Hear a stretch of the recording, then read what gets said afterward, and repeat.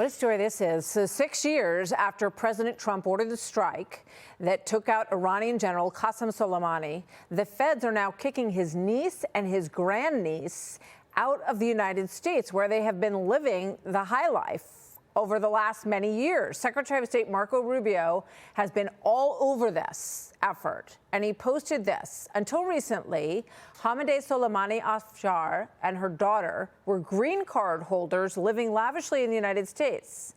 Afshar is the niece of deceased Iranian Major General Qasem Soleimani. She is also an outspoken supporter, says the Secretary of State, of the Iranian regime, who celebrated attacks on Americans and referred to our country as the Great Satan. This week, I terminated both Afshar and her daughter's legal status. They are now in ICE custody, pending removal from the United States. Now, my next guest has risked her life protesting the Iranian regime.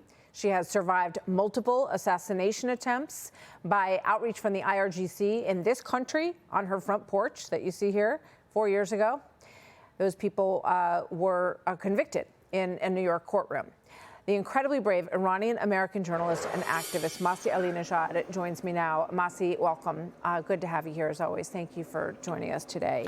So Thank you. What is your reaction? Wow, Martha. Yeah. Wow. There's a lot going on, and I want to get to a bunch of it with you. So what's your reaction to the removal of these two women? And I know you have been working for some time to remove people who are connected to the IRGC here in the United States. Great decision. Great decision. Martha, I was actually pointing out my own home in Brooklyn, in New York. I miss my home because I have seen the killers in front of my house. And these two people who are related to Qasem Soleimani, who clearly part of like IRGC camp, because they are not being punished. Let me be clear. I'm talking directly to Americans. These two nieces and grandnieces of Qasem Soleimani, they're not being punished because of Qasem Soleimani. They're being punished simply because they asked for asylum, but they went back to Iran multiple times, and they came back in America promoting IRGC, calling United States of America Great Satan. Yeah. Wow, that's my home. I'm not safe. And women in my country, ordinary women, Martha, in my country, the security forces threw acid on their face. The security forces beaten up Masih Amini, killed her simply for showing a bit of her hair, not even her skin, just a little bit of her hair. Women get lashes for showing their hair. From the age of 7, women won't be able to go to school because of Qasem Soleimani and IRGC. So that's why, thank you, Secretary Marco Rubio. But I have to make it clear, there should be one red line. One red line. There are many students in America. They fled the regime. They escaped from the Islamic Republic. They're here. They respect the law. They reach out to me, many of them. Now their lives at risk. And I want Secretary Marco Rubio and the Secretary of Homeland Security, please make sure that you protect the victim, because there are more relatives of the Ayatollahs living here, especially the son and the relative of those who took American diplomats hostage. They live here in America. And some of these people, the Iranians who are here, would love to go back and support a democracy in Iran if they get that opportunity. So obviously, they're going to be looking at these cases closely. But these two women, one of them was stuffing, shopping bags from Hermes into the back of a car when she got word that they were coming for her. So I want to also get to this, though, because I want to make people aware of something that you're well aware of. According to human rights organizations, there's been 160 hangings in Iran since January. And we're going to put up the faces of some of these individuals. I think we have 9 images on the wall right now. Some of these individuals are 18, 19 years old. The president mentioned the wrestler today. Give us a sense of what you're hearing from Iran.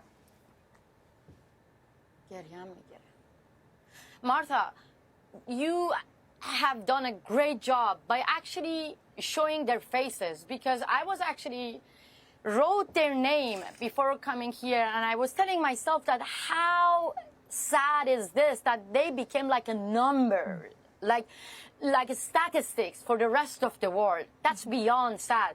We Iranians wake up every single day, every morning, by hearing one more protester have been executed by hanging in 21st century.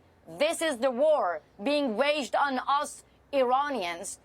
In the middle of the war, the regime shut down the internet. This morning we woke up hearing Ali Fahim, 23-year-old, was executed simply for protesting, joining the uprising. And before, Amir Hossein Hatami, only 18-year-old, Martha. Mohammad Biglari yesterday, only 19 years old.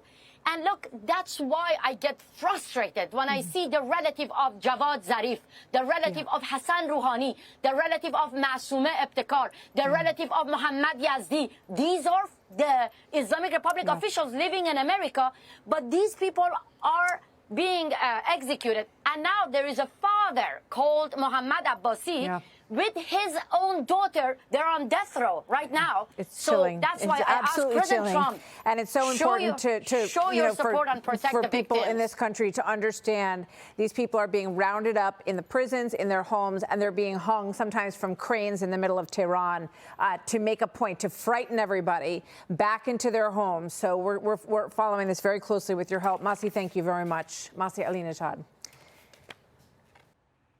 Be sure to like and subscribe for all the Fox News latest on YouTube and catch full shows streaming now on Fox One.